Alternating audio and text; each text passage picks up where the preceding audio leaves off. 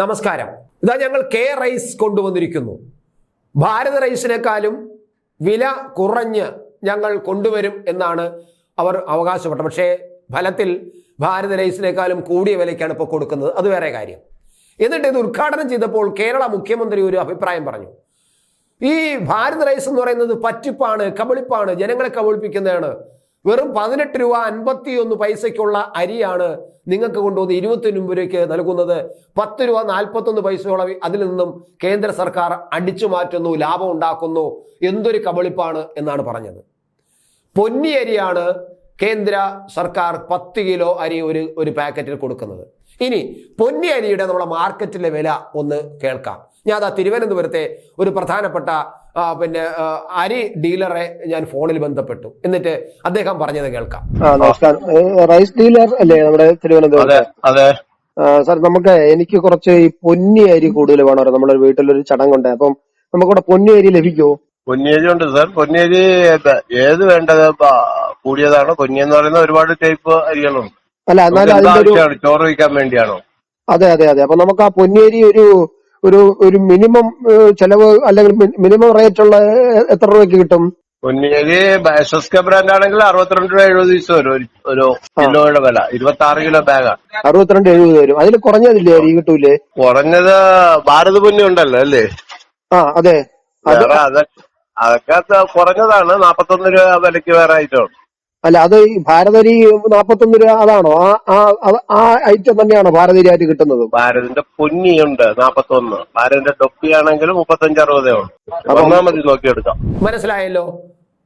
ആ rice dealer തന്നെയാണ് കൃത്യമായി പറയുന്നത്. ഒരു പൊന്നി അരിക്ക് ഏറ്റവും ലോ ക്ലാസ് വില 41 രൂപയെങ്കിലും 41 രൂപ ചില്ലറ പൈസ കൊടുക്കണം നമ്മുടെ മാർക്കറ്റിൽ പൊന്നിയരി വാങ്ങാൻ. നമുക്ക് മാന്യമായിട്ട് ചോറ് വെച്ച് കഴിക്കാൻ പറ്റുന്ന പൊന്നിയരി വേണമെങ്കിൽ അത് 61 രൂപ ചില്ലറ പൈസ, 62 രൂപയോളം കൊടുക്കണം. സാർ വരണം സാർ, 62 രൂപയ്ക്ക് നല്ല അരിയുണ്ട് എന്ന് പറഞ്ഞു. അപ്പൊ ഏകദേശം ഈ ഭാരത അരി എന്ന് പറയുന്നതിന് 41 ചില്ലറ, 42ഓളം രൂപ കൃത്യമായിട്ടും കൊടുക്കണം. ഇപ്പോ BJP-ക്കാർ പറയുന്ന ഈ 62 രൂപയുള്ള വില അരിയാണ് ഞങ്ങൾ കേന്ദ്ര സർക്കാർ ഇപ്പോൾ ഈ സഞ്ചിയില് 10 കിലോ സഞ്ചിയില് ഭാരത അരി എന്ന് പറഞ്ഞ് കൊടുക്കുന്നത്. വേണ്ട, ഈ പറഞ്ഞ 41 രൂപ അരി ആയിക്കോട്ടെ, 60 രൂപ വേണ്ട, 41 രൂപ അരി ആയിക്കോട്ടെ.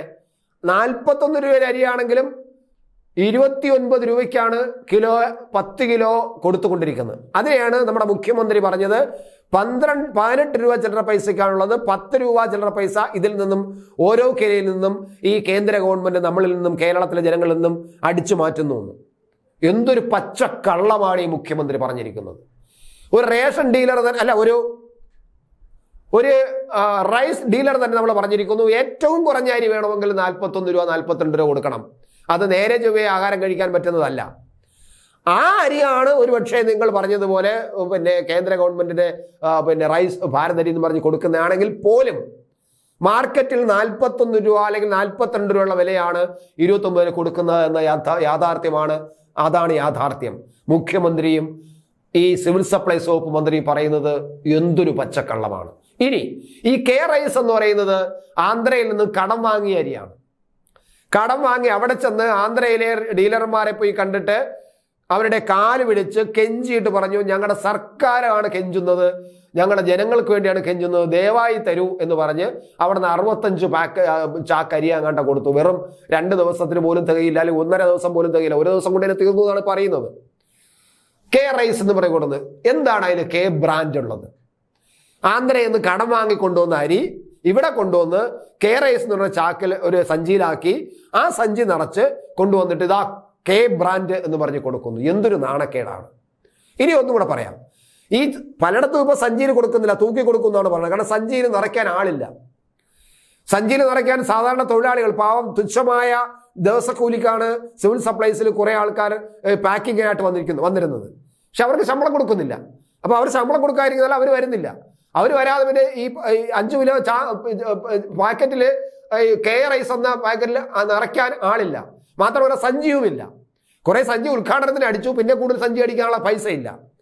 അപ്പൊ ഇതാണ് അവസ്ഥ. ഇനി നമ്മൾ പറ്റിക്കുന്നത്, ഈ സംസ്ഥാന ഗവൺമെന്റ് പറ്റിക്കുന്നത് എങ്ങനെ നോക്കാം. നമുക്ക് ഒരു മാസം സബ്സിഡി ആയിട്ട് നമ്മുടെ ഓരോ റേഷൻ കാർഡിനും 10 കിലോ അരി കിട്ടുമായിരുന്നു. 2 തവണയായിട്ട് 10 കിലോ അരി കിട്ടുമായിരുന്നു. 24 രൂപ 25 രൂപ മുറയ്ക്കാണ് നമുക്ക് കിട്ടിക്കൊണ്ടിരുന്നത്. ആ അരിയെയാണ് 5 കിലോ ആക്കിയിട്ട്, ഇനി 5 കിലോ നമുക്ക് കിട്ടില്ല, മൊത്തം 10 കിലോ ഉണ്ടായിരുന്നത് ചുരുക്കി, ഒരുപക്ഷെ 5 കിലോ കിട്ടിയാൽ പോലും ആ അരിയാണ് 24 രൂപ 25 രൂപ കിട്ടുന്ന അരിയാണ് ഈ ഒരു കെ റൈസ് എന്നുള്ള ചാക്കിലാക്കിയിട്ട് ഒരു സഞ്ചിക്കകത്താക്കിയിട്ട് 29 രൂപയ്ക്ക് 30 രൂപയ്ക്ക് നമ്മളെ അടിച്ചേൽപ്പിക്കുന്നത്. ഇവിടെ ലാഭം കൊയ്യുന്നത് ആരാണ്? തട്ടിപ്പ് നടത്തുന്നത് ആരാണ്? കബളിപ്പിക്കുന്നത് ആരാണ്? 42 രൂപയ്ക്ക് മാർക്കറ്റിൽ കിട്ടുന്ന പൊന്നിയരി 29 രൂപയ്ക്ക് കൊടുക്കുമ്പോൾ അതാണോ കബളിപ്പ്?